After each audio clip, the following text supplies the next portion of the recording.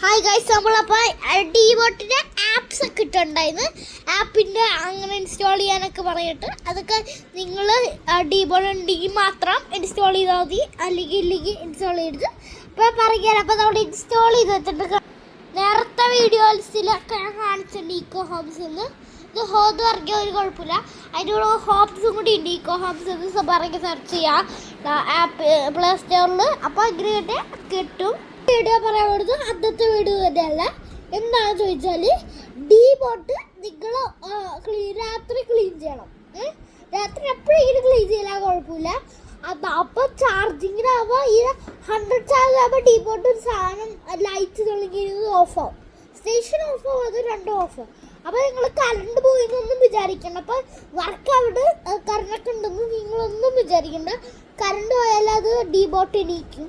First അതെന്താണ് light of ആയത് ഞാൻ പറഞ്ഞുതരാം. ലൈറ്റ് ഓഫ് ചെയ്തതാ ചോദിച്ചാൽ, അപ്പം ആ സാധനമല്ലോ ഡിബോട്ട് ഉറങ്ങിയതാണ് ആ ആപ്പിൽ കാണാൻ പറ്റും.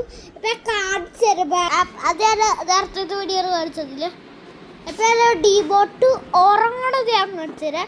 ഇപ്പം അവിടെ ഡിബോട്ട് ഓഫായി കിടക്കുകയാണെന്ന് അറിയില്ല. അത് നോക്കാം, അറിയൂലേ നോക്കാം.